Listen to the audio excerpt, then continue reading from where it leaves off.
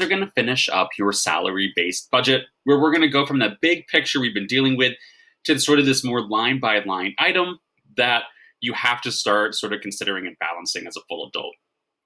Yesterday, you guys chose your job and you figured out your wages. Make sure, guys, to type in your choice here.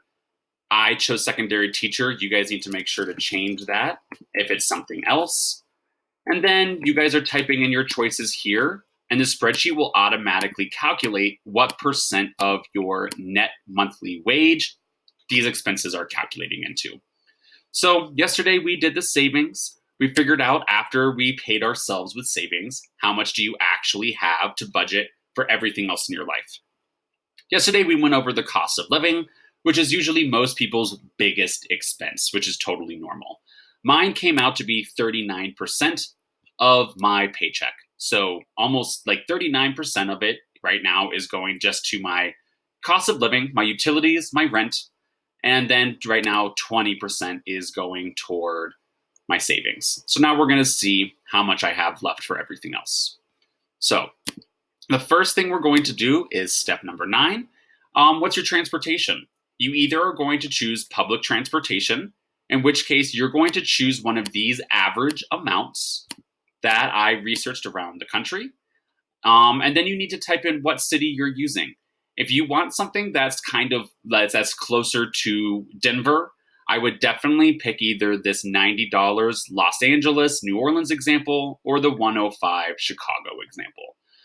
That's only if you are going to only use public transportation to get around in this budget. And remember, guys, you're doing this budget for the life you want one day. So hopefully you're thinking about what do you want your life to look like 5 or 10 years after high school. So if you're going to choose maybe the $90 to reflect the LA, you would come over here, type in your 90, and type in that you chose LA. Okay. I am going to, but if you don't want to do, and if you choose the public transportation option, you are not going to have a car payment, insurance, maintenance, or gas. So then you are done with transportation. If you think you want a car, you're going to leave the public transportation blank, and we're going to choose one of these options instead. We're going to pretend that you are going to buy your car. And so I went to a loan calculator and I broke down how much your monthly payment would be if you got a 3-year loan at 4.7, sorry, I changed that, for a 4-year loan at 4.75% interest. So if you want a $8,000 car, you're going to type in 2,040. If you want a $10,000 car, 300, a $30,000 car, 900. So if you're going to choose a car, guys, you're going to make your budget as if you are going to have a car payment. So I'm going to choose a cheaper option, a nice $10,000 car for 300 a month.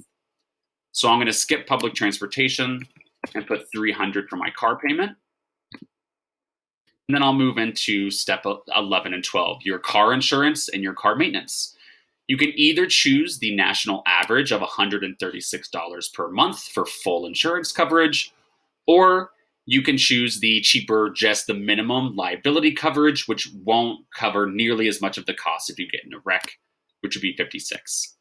So you're either going to type in $136 for full auto insurance or $56 for just the minimum liability. I'm going to go with $136, the more coverage. Now, with car maintenance, guys, you don't always have a cost for car maintenance, but it's still important to budget for it.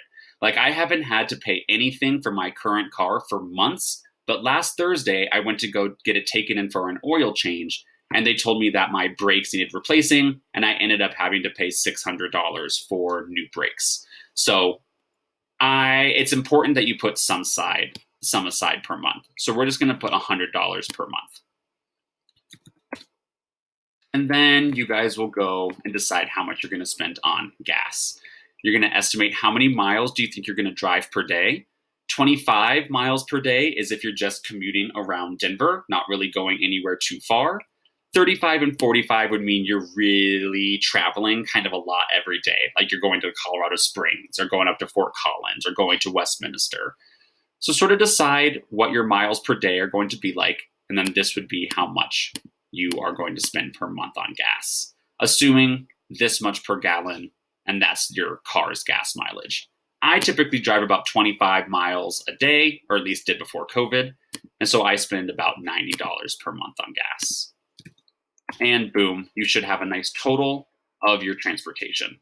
If you chose public transportation, all of this is blank, and this should automatically total for you.